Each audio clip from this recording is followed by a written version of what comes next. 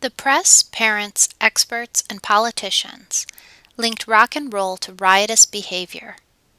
Psychiatrist Francis Braceland described rock and roll as a communicable disease.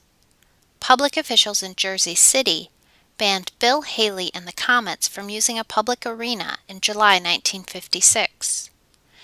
Boston, New Haven, Asbury Park, San Antonio, Birmingham, and Atlanta were just a few of the cities that banned rock and roll concerts at one time or another in the mid-50s.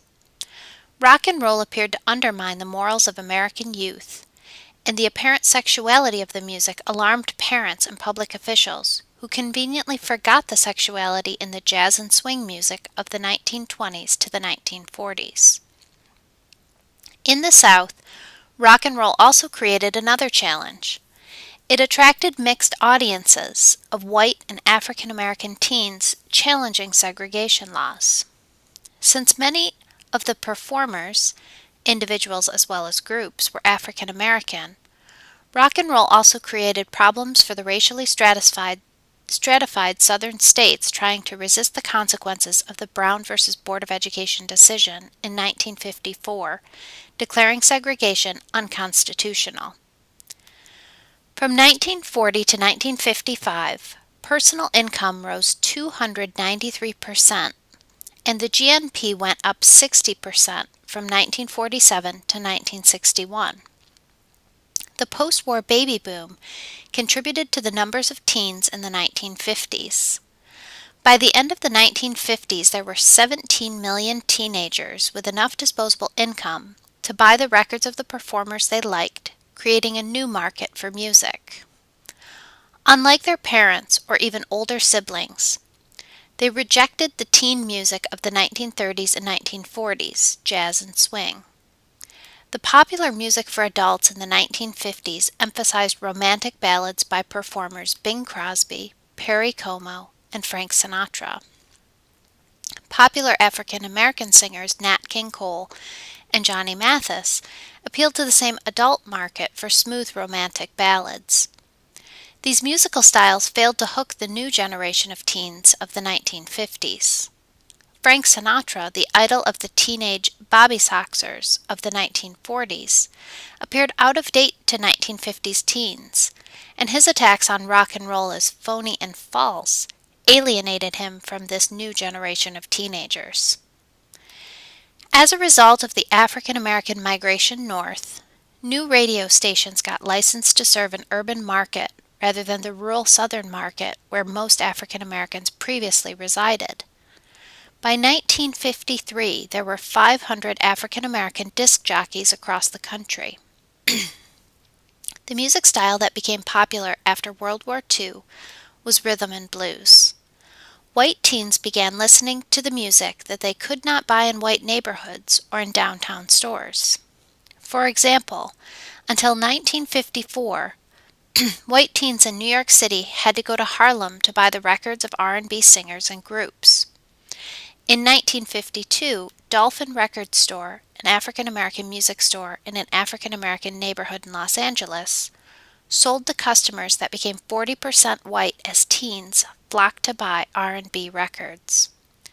White teens went to nightclubs in Harlem to listen to the music or listen to African American DJs, especially on WDIA in Memphis. Because of the outrage of white parents at their children listening to African American disc jockeys, WDIA hired a white DJ, Dewey Phillips, who played the music of African American performers like Little Richard and Muddy Waters. Parents screamed at the real and imaginary sexual behavior of their teens promoted by the R&B music. While most teens behaved as their parents would have desired, the music did promote a greater interest in sexual experimentation among teens in the 1950s. To placate the concerns of parents, some stations and musicians began in 1954 to tone down some of the lyrics that might be sexually suggestive.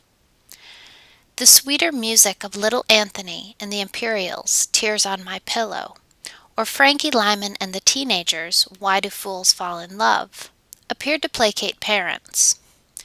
Meanwhile, white DJ Alan Freed, who hosted radio shows in Akron and later Cleveland and New York City, started calling the music rock and roll, and it took off with teens.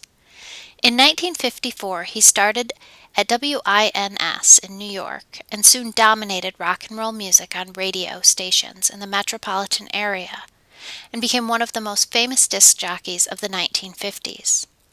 His popularity furthered the spread of rock and roll music to white teenagers. Rock and roll developed at the same time as the civil rights movement, and for Southerners it became an unwanted symbol of integration. White teens adopted music created by African Americans. Many of the leading performers were African Americans. Some did especially well, like Antoine Fats Domino, who became the first black rock and roll millionaire. Rock and roll provided economic opportunity for African American singers, groups, musicians, composers, and DJs. Fats' Ain't That a Shame success demonstrated the appeal of rock and roll to white teens and the possibility of African American performers achieving national fame and success through the music popular with all teenagers in the 1950s. One of those Southern African Americans who burst into the national stage was Little Richard Penniman, who scored a hit with Tutti Frutti and later with Long Tall Sally and Good Golly Miss Molly. Southern politicians and commentators railed against rock and roll, but even in northern cities some parents and commentators disapproved of the racial mixing that rock and roll seemed to create. Some African American families shared the concerns of white parents about rock and roll generating too much interest in sex and promoting intergenerational conflict and lack of respect for the authority of parents. Other commentators, like white music critic Berta Wood, worried that the mainstreaming of rock and roll would lead to a decline in African American culture, and African American teens behaved too much like white teens in their obsession with rock and roll music. Some African Americans, like poet Langston Hughes and jazz pianist Billy Taylor, shared the same reservations about the music, as did Frank Sinatra. Regardless of the opposition of white segregationists in the South or public officials in the North, rock and roll became a thriving music culture of the 1950s and the popular music of American teenagers. Invented in the 1920s at the end of World War II, only a few television stations existed and only a few hundred people owned sets. However, TV took off after the war, starting slowly in 1946 with 6 new stations getting licenses, but by 1956, 442 stations obtained licenses from the FCC.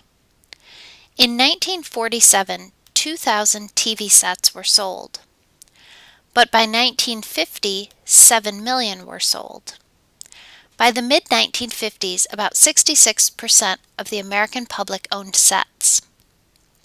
The popularity of the new medium of entertainment killed radio, nightclubs, and amateur sports, especially amateur baseball, as people stayed home to view their most popular shows. To counter the competition from television, the motion picture industry made a transition to color films since TV in the 1950s remained black and white. John Cameron Swayze and his Camel News Caravan started the first national news broadcast. Americans stayed home in the 1950s and put on their sets to view on Saturday nights Sid Caesar and Imogene Coca on Your Show of Shows. Edward R. Murrow created a popular news show, See It Now, that took on Senator Joe McCarthy in 1953 and 1954. For entertainment, a generation of Americans turned on their sets to view the dizzy Lucille Ball and her band director husband Desi Arnaz, or Jackie Gleason threatened to send his TV wife Audrey Meadows to the moon from their Brooklyn apartment. For good-natured, ethnic family humor, audiences watched Gertrude Berg replay on television a popular radio show, Molly Goldberg, about a Jewish family's struggles in the Bronx. Americans watched frontier law enforcement through the eyes of James R. Ness in Gunsmoke, or the tribulations of Western travelers via War Bond and Wagon Train. A man who would become President, Ronald Reagan, resurrected his declining motion picture career by hosting a drama show, GE Theater, and a semi-western, Death Valley Days. Viewers interested in solving murder mysteries could turn on each week to see the able lawyer Perry Mason, played by Raymond Burr, solve them every week starting in the mid-1950s. A generation of children grew up watching television and kid-friendly program stars like Pinky Lee, Buffalo Bob Smith, and Sonny Fox. However, the aura of television as an escape was marred by two events.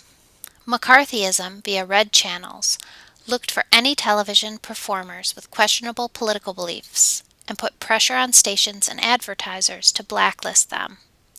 The witch hunt ruined the careers of many television performers and some newscasters. Corruption also came to television in the 1950s as a result of a series of exposés on the rigging of game shows. District Attorney Frank Hogan investigated the rigging in 1958, followed by congressional investigations in 1959. Charles Van Doren, appearing before a congressional committee on November 2, 1959, admitted his part in the rigging of game shows. Letters came into the television network NBC supporting Van Doren, 5-1 in spite of his admission, suggesting many Americans were willing to look the other way if popular television personalities engaged in dishonest conduct for money or fame.